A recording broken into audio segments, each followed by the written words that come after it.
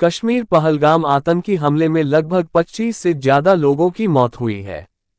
वहीं इस घटना के बाद भारत सरकार अलर्ट मोड में है। पहलगाम में आतंकी हमले के बाद भारत ने कड़ा रुख अपनाया है। भारतीय सेना, Victor force, Jammu Kashmir police और सीआरपीएफ ने इलाके में सर्च ऑपरेशन शुरू कर दिया है। वहीं इस घटना को लेकर पूरे देश के हर वर्ग, हर समाज के लोगों में आक्रोश है।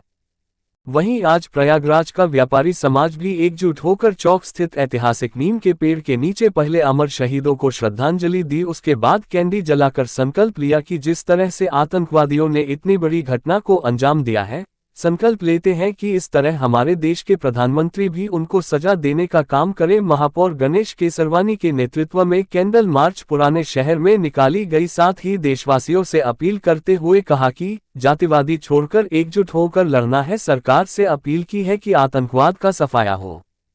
Team digital news India today Prayagraj. कल जो घटना हुई है पहलगाम में, ये एक बहुत ही दुखद घटना है।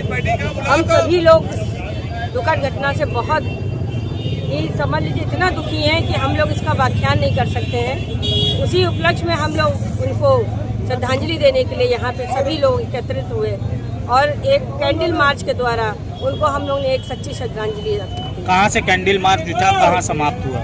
हम लोग का कैंडल मार्च ये ऐतिहासिक हमारा नीम का पेड़ है जहाँ पे इतने लोग शहीद हुए हैं। इसी जगह से शुरू हो करके आगे हमारे मोहम्मद अली पार्क से घूमता हुआ घंटा घर, हमारे चुन्नन गुरुजी की पटना से होता हुआ जीरो आपके बजाजा पट्टी से होता हुआ यहीं पे समाप्त हुआ आकर।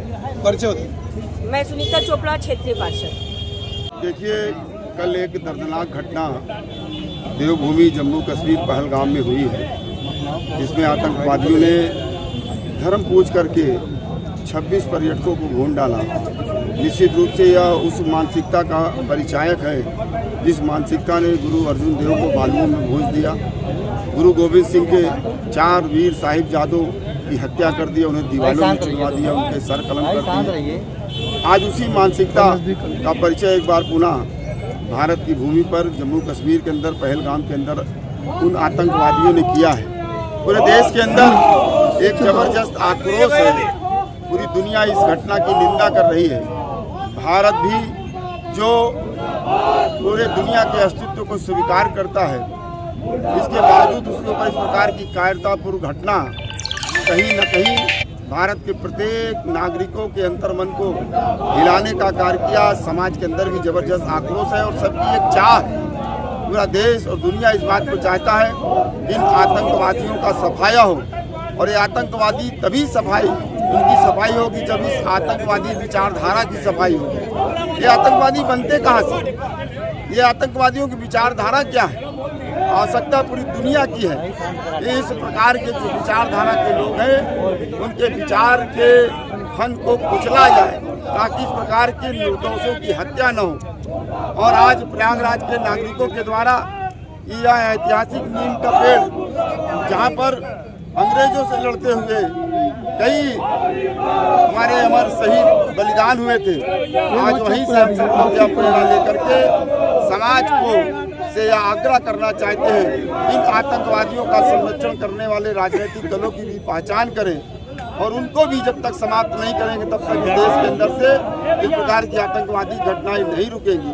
इसलिए एक तरफ जहां उन 26 पर्यटकों की आत्मा की शांति के लिए प्रभु से प्रार्थना करते हैं, उन्हें श्रद्धा सुमन अर्पित करते हैं, दूसरी तरफ यह भी संकल्प लेते हैं हम सब लोग इन आतंकवादी और आतंकवादी विचारधारा को समाप्त करने के लिए अपने शरीर का एक एक बूंद लहू बहाने का भी काम करेंगे। यह संकल्प भारत की जनता ले चुकी है। भारत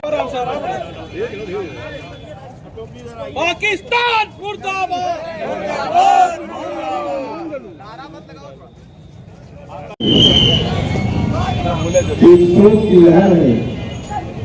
हर व्यक्ति के अंदर इन आतंकवादियों एक आवाहन है। देश के सच्चे प्रधानमंत्री जो विदेश में थे